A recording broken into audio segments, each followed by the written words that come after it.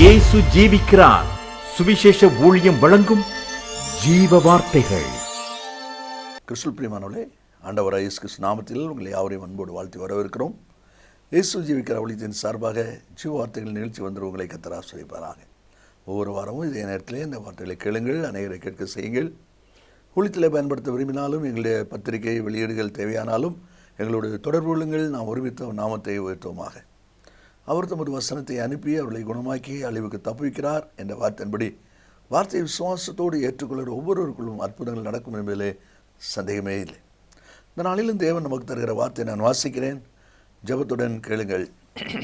ஆதியாகமம் 16ஆம் அதிகாரம் 9ஆம் வசனம். கர்த்தருடைய தூதனானவர் ஆகாரை நோக்கி, நீ உன் நாச்சியார் அண்டைக்கு திரும்பி போய் அவள் கையின் கீழ் அடங்கியிரு என்றார். கர்த்தருடைய தூதனானவர் வனாந்தரத்தை பார்த்து ஓடிக்கொண்டிருக்கிற ஆகாரை சந்தித்து, சாராயின் அடிமை பெண்ணாகி ஆகாரே, நீ எங்கே வருகிறாய், எங்கே போகிறாய் என்றெல்லாம் விசாரித்து விட்டு கடைசியில் அவர் சொல்லுகிற ஒரு வார்த்தை என்ன, நீ உன் நாச்சியார் அண்டைக்கு திரும்பி போய் அவள் கையின் கீழ் அடங்கியிரு என்று சொல்லி அந்த வார்த்தை சொல்வதை நாம் அதில் பார்க்கிறோம்.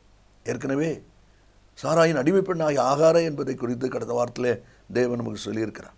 நீ இருக்க வேண்டிய இடம் சாராயினுடைய கஸ்டடியில் இருக்கணும், சாராயினுடைய கையின் கீழே இருக்கணும். அதை விட்டுட்டு நீ எங்கே ஓடிக்கொண்டிருக்கிறாய்? நீ சாராயோடு அவள் இருக்கிற இடத்துல இருக்கும் பொழுது தான் ஆபிரகாமுடைய அனுகூலமும் உனக்கு கிடைக்கும் என்று சொல்லி அந்த வார்த்தை இருப்பதை ஏற்கனவே நமக்கு ஆண்டவர் கற்றுக் கொடுத்திருக்கிறார். இந்த வார்த்தையில் இன்றைக்கு நம்ம கற்றுக்கொள்ளக்கூடிய காரியம் என்ன, எதை நாம் கற்றுக்கொள்ளப் போகிறோம் என்று சொன்னால், ஆகாருக்கு சொல்லப்படுகிற அந்த வார்த்தை பாருங்க, நீ உன் நாச்சியார் அண்டை ஒன்று எஜமாட்டியனுடைய கையின் கீழ் அடங்கியிரு. தேவனால் அழைக்கப்பட்ட ஒவ்வொரு பிள்ளைகளும், தெரிந்து கொள்ளப்பட்ட ஒவ்வொரு பிள்ளைகளும், ஒருவேளை இவளுக்கு எஜமாட்டி என்கிறது சொல்லப்பட்டிருந்தாலும் எஜமான் ஆகிய கர்த்தருக்கு, தேவனுக்கு நாம் அடங்கி இருக்கணும் என்பதுதான் ஆண்டவர் இன்றைக்கு நமக்கு கொடுக்கிற ஒரு கருத்து பொருள். நம்முடைய விசுவாச வாழ்க்கையிலே ஒவ்வொரு விதமாய் ஒவ்வொரு காரியமாய் ஆண்டுடைய அழைப்பு உங்களுக்கு இருக்கலாம். அதுக்காக கர்த்தருக்கு ஸ்தோத்திரம். எந்த அழைப்பை தேவன் தந்திருந்தாலும் தேவன் தந்த அழைப்பாய் அது இருக்கிறபடியினால் தேவனுக்கு கீழ்ப்படிந்துதான் அந்த காரியத்தை நாம் நிறைவேற்றுவோம் ஒழிய தேவனை விட்டு விலகி நாம் அதை செயல்பட முடியாது, செயல்படுத்தவும் கூடாது. அதனாலதான் நீ உன் நாச்சியாரண்டை அவள் போய் அவளுடைய கையின் கீழ் அடங்கியிரு என்று சொல்லி அந்த வார்த்தை சொல்லப்படுகிறதை நாம் அதில் பார்க்கிறோம். ஆதியாகமம் 16ஆவது அதிகாரத்திலிருந்து 2-3 காரியங்களை நாம் வாசிக்க போகிறோம். என்ன காரியம் வாசிக்க போகிறோம்? இந்த நாச்சியார் அண்டை கையின் கீழ் அடங்கிருன்னு சொல்கிறாரே, யார் அந்த நாச்சியார்? அந்த எஜமாட்டி எப்படிப்பட்டவள்? இன்றைக்கு எஜமானாக இருக்கிற நம்முடைய ஆண்டவர் எப்படிப்பட்டவர் என்பதை அனுபவமாக அந்த வார்த்தையின் மூலமாக சிந்திக்க இருக்கிறோம்.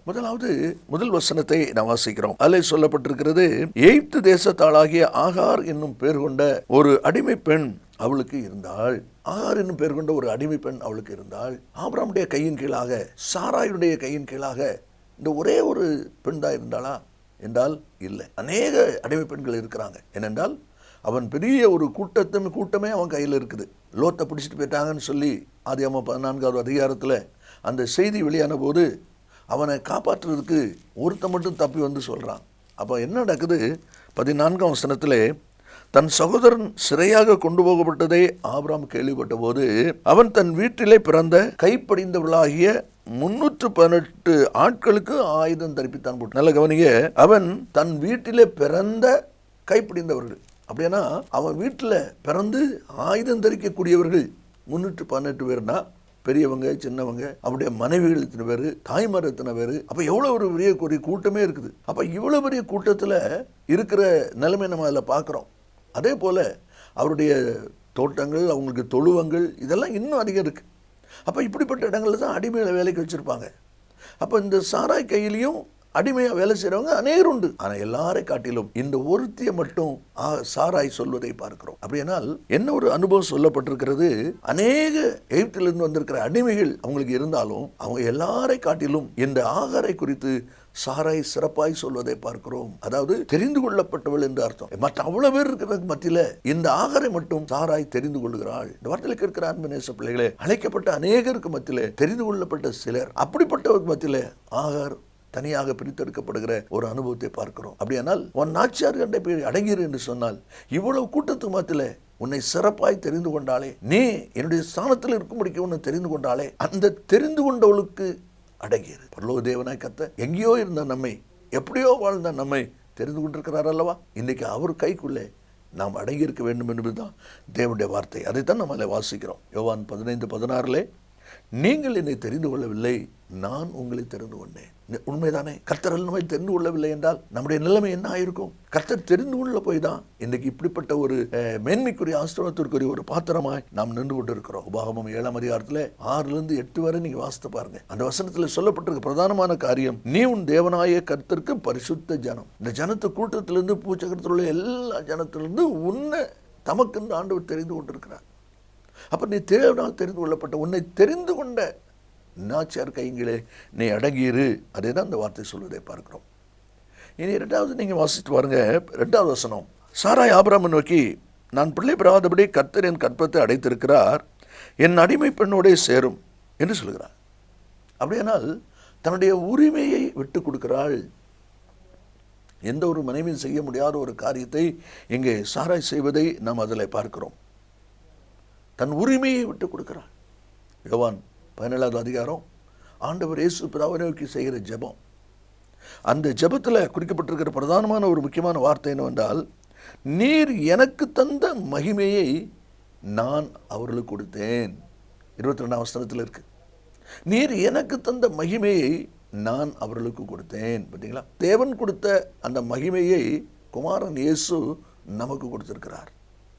தன்னுடைய உரிமையை கொடுத்திருக்கிறார். அதைத்தான் இந்த வேதவசனத்தில் நாம் வாசிக்கிறோம்.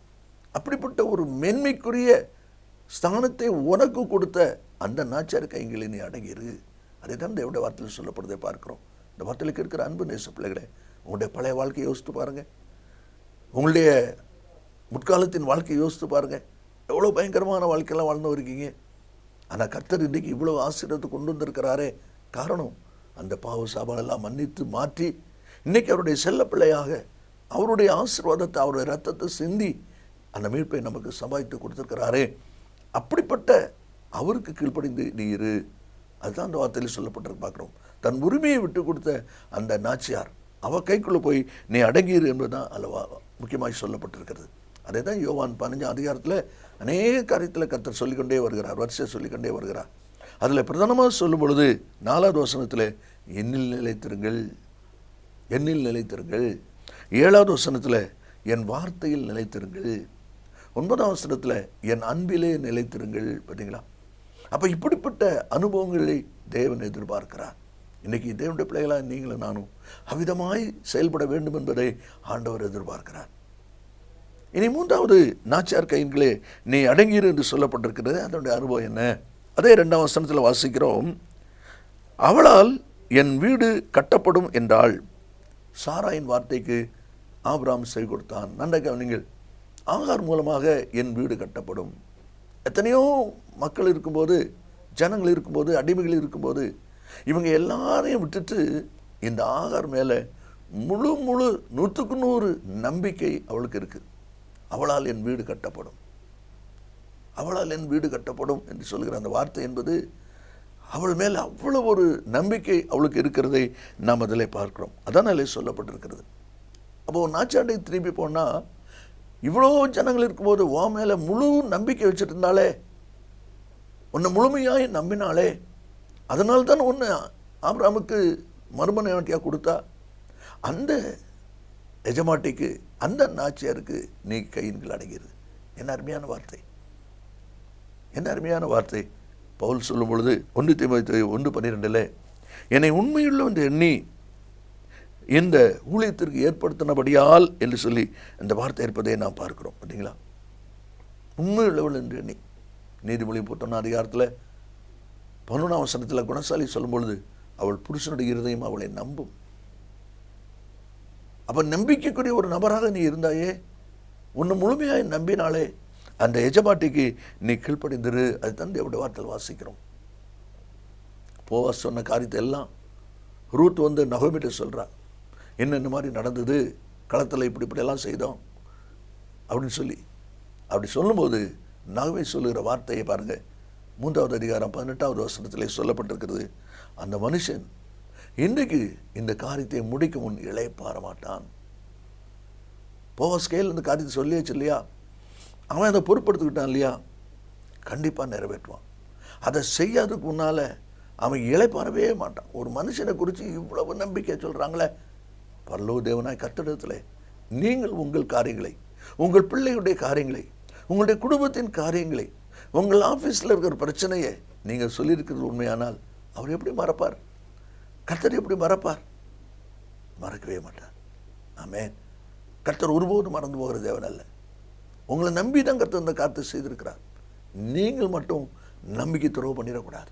ஆகாரே, உன்னை நம்பி இவ்வளவு காரியத்தை செய்திருக்கிற நாச்சியாரை அவருடைய கைகீழே நீ போய் அடங்கிரு. அவளுக்கு நம்பிக்கை துறவு பண்ணாத.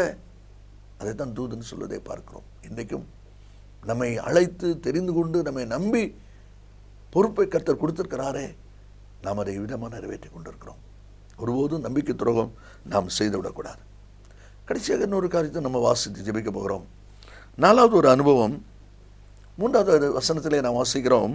ஆபிரகாம் கானான் தேசத்திலே 10 வருஷம் குடியிருந்த பின்பு ஆபிரகாம் மனைவியாய் சாராய் எகிப்து தேசத்தாளான தன் அடிமை பெண்ணாகிய ஆகாரை அழைத்து அவளை தன் புருஷனாகிய ஆபிரகாமுக்கு மறுமனையாட்டியாக கொடுத்தாள். அவன் அவளுடைய சேர்ந்தபோது அவள் கர்ப்பம் தரித்தாள். என்ன கவனிங்க, 2ஆம் வசனத்திலேயே அவளால் என் வீடு கட்டப்படும்னு சொன்ன உடனே ஆபிரகாம் சாராய் வார்த்தையை செய்து கொடுத்தான்னு போட்டிருக்கு. ஆனால் நடந்துக்கு என்ன, 10 வருஷம் கழித்து தான் ஆபிரகாம் ஆகாரை ஏற்றுக்கொண்டிருக்கிறான். அப்போ இந்த 10 வருஷமும் இந்த சாராய் ஆபிரகாமத்தில் போராடி கொண்டே இருந்திருக்கிறாள். எப்படியாயிலும் அவளை ஏற்றுக்கொள்ளும், நீர் ஏற்றுக்கொள்ளணும், அவளால் என் வீடு கட்டப்படும், அப்போ தான் எனக்கு சந்ததி ஆசீர்வாதம் கிடைக்கும் என்று சொல்லி ஆபிரகாமோடு 10 வருடங்கள் அவள் போராடி இருக்கிறாள். ஒருவேளை நம்ம பேசல வார்த்தையில் சொன்னால் பரிந்து பேசி இருக்கிறாள். இந்த வார்த்தையில் கேட்கிற அன்பு நேச பிள்ளைகளே, 1 யோவான் 2வது அதிகாரம் 1வது வசனத்தில் நான் வாசிக்கும் போது இயேசு கிறிஸ்து நமக்காக பிதாவினிடத்தில் பரிந்து பேசிக் கொண்டிருக்கிறார். ஆகாரே, உனக்காக 10 வருஷமா சிபாரிசு பண்ணி பரிந்து பேசி கொண்டிருந்த அந்த நாச்சியாரண்டை போய் அடங்கிரு. அவளை விட்டு நீ ஓடாத, அவளை விட்டு விலகாத, அவ கைகள் நீ அடங்கிரு. உனக்காக 10 வருஷம் போராடி இருக்கிறான். அதுக்கு பிறகு தான் அவரை ஏற்றுக்கொண்டிருக்கிறான். இந்த வார்த்தையை கேட்கிற அன்பு நேச பிள்ளைகளே, ஆண்டவரே இன்றைக்கும் நமக்காக பிதாவினிடத்திலே பரிந்து பேசி கொண்டிருக்கிறார். பாவத்தில் மீட்கப்படும்படியாக, சாபங்கள் வரும்பொழுது, குறைகள் வரும்பொழுது அதிலிருந்து ஒரு மீட்பை நாம் பெற்றுக்கொள்ளும்படியாக நமக்காக அவர் பரிந்து பேசிக் கொண்டிருக்கிறார் என்பதை மறந்து போகக்கூடாது. லூக்கா சுவிசேஷம் 7ஆம் அதிகாரம் 4-5 வசனத்தை நீங்கள் வாசித்து பார்த்தீங்கன்னா அதில் சொல்லப்பட்டிருக்கிறது. மூப்பர் எல்லாரும் வந்து சொல்கிறாங்க, ஆண்டவரே நீர் இந்த தயை செய்வதற்கு அவன் பாத்திரனா இருக்கிறான், நமக்கு ஒரு தேவாலயத்தையும் கட்டி கொடுத்துருக்கிறான். பார்த்தீங்களா? அப்போ அவங்க செய்த நன்மையெல்லாம் சொல்லி, அவங்க என்னென்ன விதத்தில் உபயோகம் இருந்தாங்க அதையெல்லாம் சொல்லி அந்த தயவுக்கு கெஞ்சுகிறதை நாம் அதில் பார்க்கிறோம். சிபாரிசு பண்ணுகிறதை நாம் அதில் பார்க்கிறோம். இந்த வார்த்தையில் கேட்கிற அன்பு நேச பிள்ளைகளே, கர்த்தர் சொல்லுகிறார், நீ உன் நாச்சியார் அண்டை திரும்பி போய் அவ கையின்களே அடங்கிரு. யார் அந்த நாச்சியார்? ஆகாருக்கு தூதன் சொல்லும் பொழுது உன்னை தெரிந்து கொண்டவன் அந்த நாச்சியார். தன்னுடைய உரிமையை உனக்காக ஸ்தானத்தை விட்டு கொடுத்தவள் அந்த நாச்சியார். 3வது, உன்னை நம்பி இவ்வளோ பேர் இருக்கும்போது உன்னை நம்பி எடுத்திருக்கிறாளே அந்த நம்பின நாச்சியார் கைகள் அடங்கிரு. கடைசியாக உனக்காக 10 வருஷமாக சிபாரிசு பண்ணி கொண்டிருக்கிறாளே, பரிந்து பேசி கொண்டிருக்கிறாங்களே அந்த நாச்சியார் கண்டையில் அடங்கிரு. இந்த வார்த்தையில் கேட்கிற அன்பு நேச பிள்ளைகளே, ஆண்டவர் இயேசுவை நினைத்து பாருங்கள். இதே எஜமாட்டி போல எஜமானகே இயேசு நமக்காக பரிந்து பேசி கொண்டிருக்கிறார் அல்லவா? அவருடைய கையில் அர்ப்பணிப்போம், நாம் ஜெயத்தை பெற்றுக்கொள்வோம். இயேசு சீக்கிரம் வரப்போகிறார். நல்ல பிதாவே, நன்றியோடு துதிக்கிறோம். உடைய வார்த்தை ஆமந்தும் ஆமேனும் இருப்பது காய்ஸ்தோத்திரம். இந்த வார்த்தையை ஏற்றுக்கொண்டு ஒவ்வொரு பிள்ளைகளும் பரம எஜமானாகிய நாச்சியார் கையில் அடங்கியிருக்க கர்த்தர் கிருபை கொடுப்பீராக. இயேசுவின் நாமத்தில் பிதாவே, ஆமேன் ஆமேன். கர்த்தர் உங்களை ஆசீர்வதிப்பாராக. ஆமேன். கிறிஸ்துவில் அன்பு நேச பிள்ளைகளே, ஏற்கனவே நான் அறிவித்தபடி அந்த நகோமி என்கிற புஸ்தகம் இப்பொழுது நம்முடைய கரங்களில் ஆயத்தமாக இருக்கிறது. ஆவியானவருக்கும் நகோமிக்கும் உள்ளதான அந்த உறவை பற்றிய ஒரு ஆழமான கர்த்தனை இந்த புஸ்தகம் உங்களுக்கு ஆசீர்வாதமாக இருக்கும். அதனுடைய விவரங்களை நீங்கள் இடத்தில் கேட்டு பெற்றுக்கொள்ளுங்கள். கர்த்தர் நம்மை ஆசீர்வதிப்பாராக.